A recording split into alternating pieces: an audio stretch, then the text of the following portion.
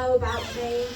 First, to give you a very quick flavour of the kind of person you're dealing with here, I recently put both my hands in the bin in a public bathroom because I thought it was a Dyson Airblade, so that's where I am.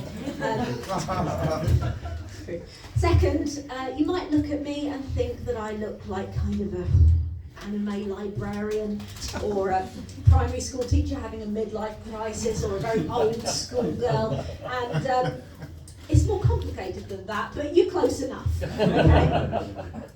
And thirdly, although I can't reliably tell the difference between a hairdryer and a sanitary bin, I am quite good at this, okay? In this one very specific context, you are in safe hands.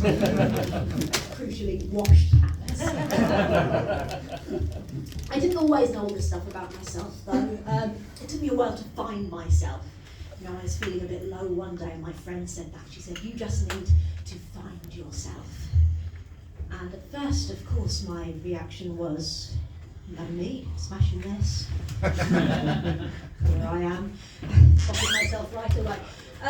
But she said, "No, that's not what I mean, and you know it. Please, please, please, stop engineering whimsical situations so you can use them for comedy material." So I said, "Whew, big words for an imaginary person," and then she just disappeared.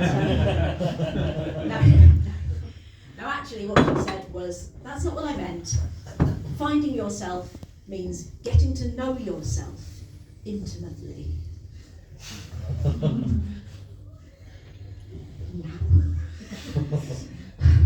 So I did, a couple of times, and it was nice, but I didn't find myself. I did find an advert, though, for submissive men in my area looking for mature women, so swings and roundabouts. Mostly swings. It turns out, though, that finding yourself is actually to do with understanding your soul, your essence, what makes you tick, what works for you. And I realised that I've been at least trying to do that all my life. You know, I've never lived an unexamined life. You might guess from my energy that I'm not what you'd call an underthinker, okay? For instance, I found religion quite young. I was brought up evangelical Christian. Yeah. For those of you who don't know, evangelical Christianity is like regular Christianity, but cool.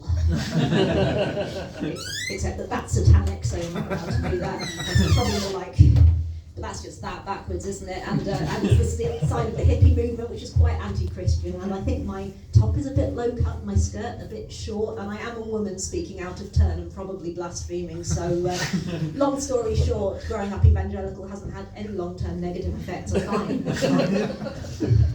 I was well into it though. I was a Bible basher, that's what they called me. I bashed the old Bible. I was a God botherer. I bothered God. Something audacious about that, isn't it? The idea that you could be that annoying. You bother the literal, all-powerful creator of mankind. You're just wandering along, singing a little song to yourself. Suddenly, a bright white light streams down from the sky. You hear the sound of a heavenly chorus. Actually, that's countdown, isn't it? That's just the countdown thing. You know what I mean. And an angel appears from on high. You know, classic angel, wheel-shaped, 300 eyes. And the angel says, "Be not afraid, for I bring good news and bad news." The good news is, you win! Hey! Christianity is the real one. Out of all of the religions and philosophies across time and throughout the globe, even the ones that Christianity stole from wholesale and then denounced, yours is the one that's real. You won the religion competition. Oh, the bad news? Yeah, you're sort of annoying God. So it's not a sin, we've checked, okay, so it's not an immediate case of, you know, wah, wah, wah, but it is unprecedented, so we had to look into it. And our Lord God just wanted me to let you know that Baby Shark is right on the cusp of sin. And he's starting to feel, in his words, a bit floody, okay? Now, take that that, as you will. He's probably just cranky. He hasn't had a documented rest since several Sundays ago. But if I were you, I'd just steer clear of Cocomelon altogether, because although we don't technically have jurisdiction there, we do suspect it's the work of Satan. Okay, I'll see you again in 6 years. Bye! And off he flies again, another heavenly chorus. Stupidest thing I've ever written. In the end, though, I only really found myself when I started doing this comedy. And it was always on the cards, like even from the day I was born. You know, I came out arse first. And, sure, it was broader humour than I'd usually go for these days, but I was still very much in the birth canal, still, you know, honing the craft.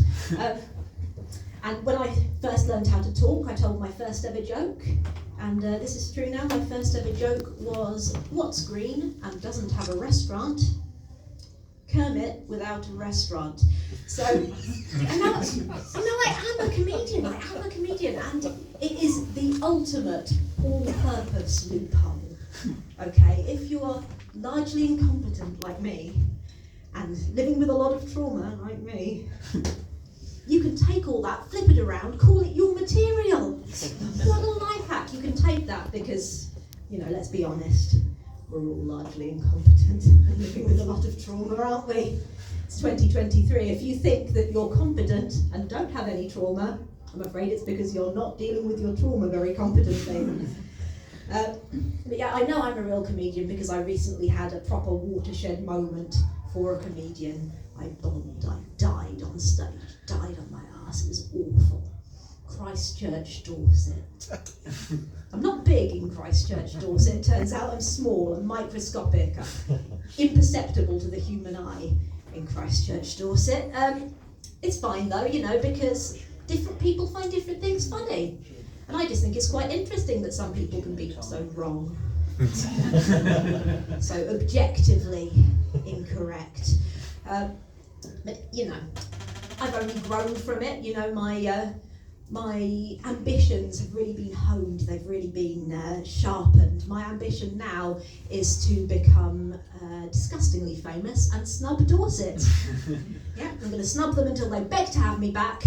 And then I'm going to make my triumphant return to the King's Arms Hotel, Christchurch, and tell to the full, heaving house full of people the story of how their predecessors disrespected me. And they will say, of course, they will say, how could this be? How could they have not laughed at you? You, the greatest comedian who has ever lived or will ever live. Was this before you became the first person to win the Nobel Prize for Humour?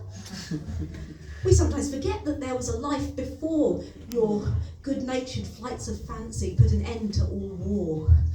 And then they'll cry a single tear while laughing, you know, because of my aura. And they'll prostrate themselves before me, as is traditional, and offer up their wallets and the keys to their houses and use of their husbands. And I'll forgive them, because I'm that kind of guy. And that will be it. It's that simple, Christchurch, it's that simple. Of course, you know, it might never happen. You never know. Ooh, hello. Life isn't always kind of a matter of linear growth.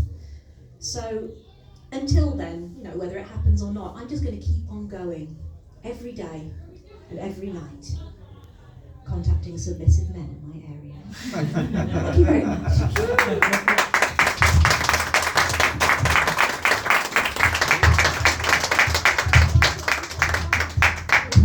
Ladies and gentlemen, let's give it a round for Chrissy, Derbyshire! Listen guys, before we go ahead with the